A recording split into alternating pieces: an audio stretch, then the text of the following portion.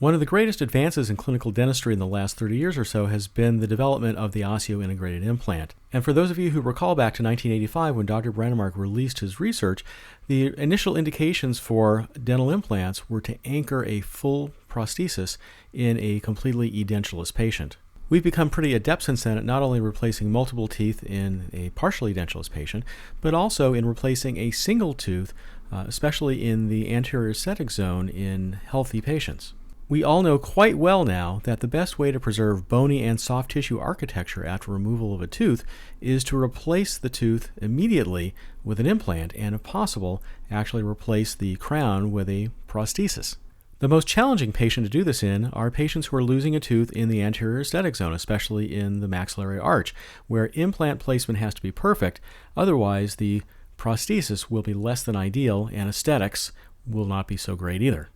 And here's why these cases are so challenging. Here's a typical maxillary central incisor that needs to be extracted, and if we take a look at it, here is where the extraction socket will be once the tooth is removed.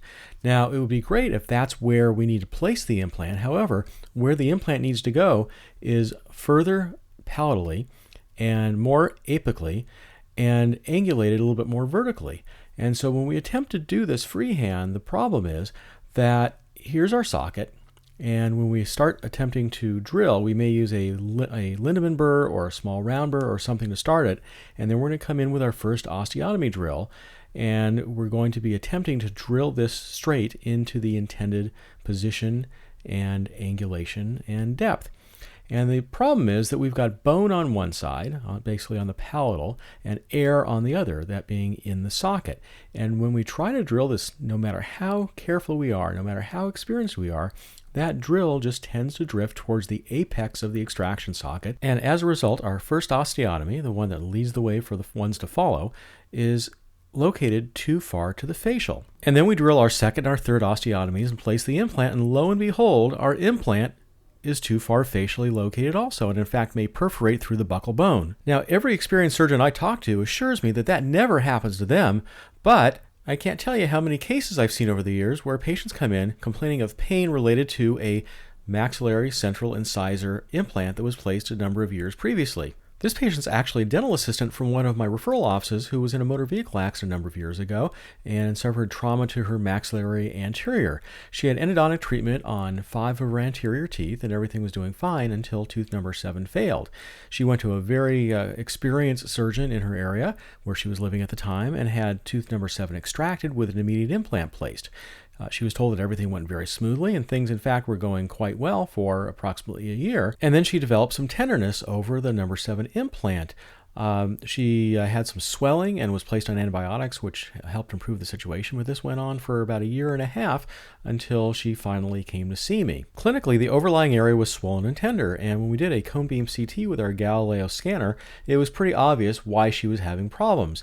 The implant was sitting about halfway in bone and halfway out, so the threads of the implant were exposed through the buccal bone. And as a result, it was causing irritation of the overlying mucosa. Well, unfortunately, there's not much you can do for this, and so we ended up having to take the implant out, bone graft, and plan to start all over again. In my practice, I don't like to leave my implant results up to chance. I use every advantage I possibly can to make sure that my implants are placed accurately and consistently in the exact spot where they need to be for the restoration. Because really, why we are placing implants is not to replace the root of the tooth, but the crown. And in order to have the prosthetic crown in the right place, the implant needs to be placed precisely. And that's why every implant in my practice is placed using GALILEOS guided surgery. So to introduce my patient, he is a healthy 54-year-old man who had a history of trauma to tooth number 8 approximately 10 years ago. He had endodontic treatment performed, and everything was going along fine since the root canal, except that approximately 2 weeks before he came in to see me, he had developed some pain and tenderness in the area and a fistula with some drainage. Here's how tooth number 8 looks clinically. You can see that there's some gingival recession associated with the root of the tooth, and along the marginal gingiva there is a small fistula with some purulent drainage visible. Looking at the image of our 3D radiograph, we can see that tooth number 8 has had endodontic treatment with a post and core and crown and has got some periapical radiolucency. So putting this all together, with the pain, swelling, and fistula, we most likely have a root fracture of tooth number 8. And so, of course, there's not much that we can do to try to save this tooth, and so our treatment plan is to extract the tooth, and we'd like to be able to replace the tooth with an immediate implant and immediate provisional restoration. A case like this really demonstrates where 3D imaging, implant planning, and guided implant surgery really shine. We want to be able to place our implant as precisely as possible to get the best overall result, both aesthetically and functionally, and that means getting the implant in the right place. You can see here I've really been able to plan my implant placement very precisely, taking into account the parallelism to the adjacent roots, making sure that I'm equally spaced between the adjacent roots, and that I'm well within the alveolus with at least 2 millimeters of bone on the buccal and the palatal, and that the long axis of the implant is coming out the incisal edge of the crown, since this patient's dentist would like to do the final restoration with a cement retained prosthesis. If the plan is to do a screw retained prosthesis, then we want to place the central axis of the implant to come out the cingulum area of the crown. Getting the best functional and aesthetic results with implant placement starts with removal of the tooth, and it's even more critical with an immediate implant in the anterior aesthetic zone. So in order to accomplish our extraction, we're going to be doing this using atraumatic extraction technique. This involves the use of some specific atraumatic extraction instruments, and the ones I like best are approximators and apical retention forceps. Once the tooth is out, then the next step is to thoroughly curate out the socket so that we remove all granulation tissue, infected tissue, and other debris from the socket. We begin the procedure by using a periosteal elevator on the palatal and facial aspects in order to relieve the soft tissue. Then we're going to come in with our apical retention forceps, which we can now place subgingivally and rotate the tooth back and forth, luxate it buccolingually, and in this case the tooth comes out very easily. We're then going to use our Molt curve curette to debride out the socket as thoroughly as possible, and we can grab the loose tissue with a curved hemostat or a curved mosquito. We're going to do this to get all the debris out of the socket. One of the nice things about using a fiber optic headlight or an LED headlight and loops is that we can really see in the socket and make sure that you've gotten everything out so that all that remains in the alveolus is good healthy bone. You'll notice on the facial where all the granulation tissue was removed that it left a defect in the buccal mucosa. We're going to go ahead and repair that as part of the procedure. Now that the tooth is out and the socket's clean, we're going to be placing our implant using guided implant surgery. As you saw, this means that we did all of our treatment planning on a 3D CT image in our GALILEOS software. The benefit of doing guided surgery is that we can do this case completely prosthetically driven. That means that we start with our final prosthetic result and we work backwards from there in order to determine where the implant needs to be for the final prosthesis. We send this data off, in this case to Germany, and a surgical guide is returned to us that's made from this data that has a sleeve in it. The surgical guides are produced by either a stereolithographic production technique or, as with the GALILEOS surgical guide, they're milled from a solid piece of material, which I find to be much more stable, and it has a more accurate fit. Within this surgical guide is a sleeve, and that sleeve is the critical component because it controls the position, the angulation, and the depth of each drill and the implant fixture placement when utilizing a specially designed guided implant surgical kit that's specific for the implant manufacturer and implant line. The guided surgery kits can look very complicated and confusing at first, but they really all have the same basic components, and that is you've got a surgical guide that has a master sleeve in it. That's within the surgical stent. You, of course, have your drills, and then because the drills are of various diameters, you have something called a drill guide or a key or a spoon, which is essentially a sleeve within a sleeve that goes into that master sleeve that controls the position, angulation, and depth of each individual drill of the specific diameter. And so that key or insert or drill guide is what basically reduces down the diameter of the master sleeve for each individual drill.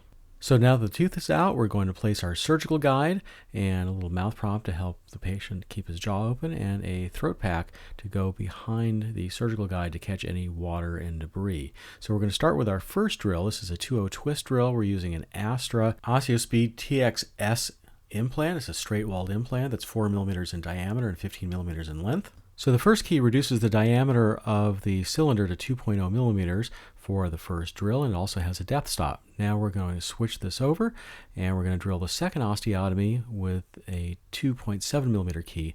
And notice we're using a very light, gentle pumping in and out action, each time going slightly deeper until we get to the depth stop on the drill. Then we're going to switch to our final osteotomy, which is a 3.7 millimeter diameter. And again, light pumping in and out action. This is a 3.7 millimeter osteotomy for a 4 millimeter diameter implant. Once the osteotomy has been prepared, then we also deliver our implant through the surgical guide. And so this is what we call a fully guided technique. If we'd taken out the surgical guide and placed the implant freehand after doing the osteotomy, that would be a partially guided technique. But this is fully guided, so the implant goes through the guide itself also. And we take it all the way down to depth. Again, we're using copious irrigation, and if we need to irrigate from the side, we can, to make sure that we keep everything sufficiently cool. With a handpiece, I stop about a 0.5 millimeter shy, and then we take the hand torque wrench to finalize implant placement. You'll notice on the implant mount there are some dots, and those are timing marks that allow us to set the rotational positioning of the implant. And finally, we remove the implant mount and then the surgical guide itself, and you can see now the implant is in place, perfectly positioned. So I'm going to now place the cover screw into the implant. Notice there's a gap in the bone between the alveolus and the implant itself, but the implant is stable and perfectly positioned. To fill in the space between the alveolus and the implant, I'm going to use some Mineros, which is a freeze-dried mineralized corticocancellous particulate bone graft, and we're going to mix that with some saline and pack it into place around the implant. The other thing we have to deal with is that buccal alveolar mucosal defect, and so what we're going to do is we're going to place a double layer of Collatape, which is a collagen dressing, under the periosteum or between the mucosa and the alveolar bone. So I'm going to take a small piece of Collatape and fold it in half, and then take that using a small hemostat and place that under the periosteal layer, just buccal to the alveolus. And then I'm going to pack it in place with a small straight curved curette. Once it's in position, then we can go ahead and pack the bone. So we're packing in the Mineros here, and I'm just packing it with very light, gentle pressure to fill in the spaces, not pressing too hard, but making sure that I get the bone into all the areas where it needs to be. Then I'm going to go ahead and trim the excess Collatape. Once the Collatape's been trimmed, we're going to continue to pack the bone graft, and we're going to use the again the straight curette, the back side of it, and also continue to add a little bit more bone until we fill up the alveolus to the top of the implant. Using the suction, we can take away the excess. We do this real carefully, and here we're holding the Collatape back with the straight curette so that we can do some suctioning and remove the excess particulate bone.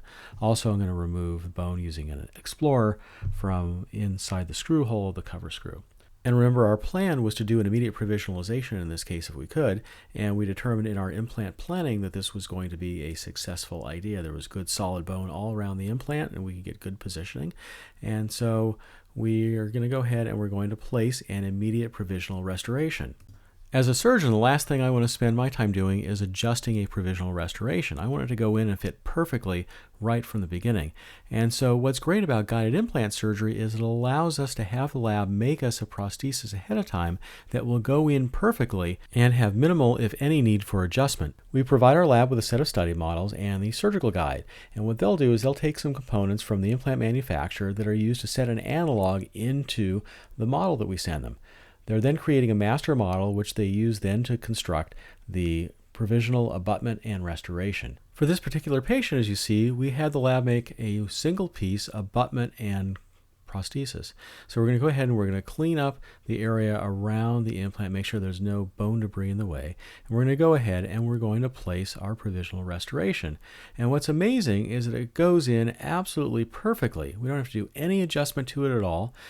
Sometimes we need to adjust the timing of the implant a little bit to get everything to line up properly. But as you can see here, our prosthesis goes in perfectly, which means that our implant placement was spot on perfect.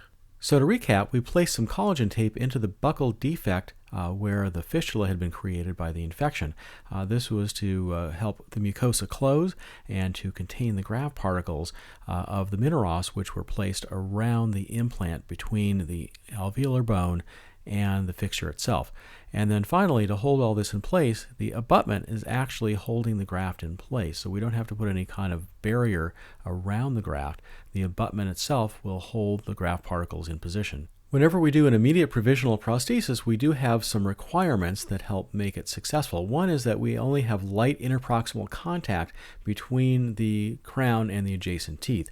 Secondly, it's completely out of occlusion, so there's no function at all on the provisional prosthesis, and the patient also is told they need to be on a soft diet for 6 weeks.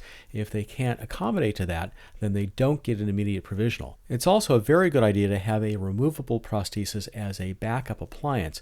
Sometimes, even though the planning looks good and the bone density looks great on cone beam, we go ahead and place the implant, and the bone may be a little softer, or the implant may be quite not as stable as we were anticipating.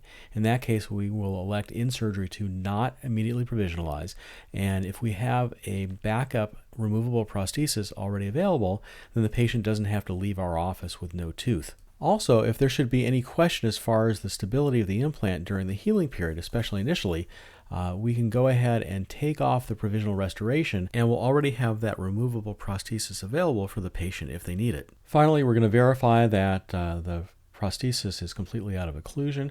So if we look at it clinically, have the patient bring their teeth together, it does not look like there's any contact on the number 8 prosthesis at all. When we check with articulating paper, we see that there is a small mark on the distal marginal ridge. We're also going to take a periodontal probe and make sure that our collagen tape is in the proper position, and then we're going to go ahead and take our high-speed handpiece and reduce the occlusion, that one mark that was made on the distal marginal ridge of our provisional restoration, and then we're going to go ahead and check the occlusion one last time with our articulating paper, and we see that it's now completely out of occlusion. In this particular case, because of the critical nature of our implant placement, rather than taking a post-operative periapical, we did take a cone beam scan. So here you can see in the Galileo scan that our implant placement is perfectly positioned between the 2 adjacent roots.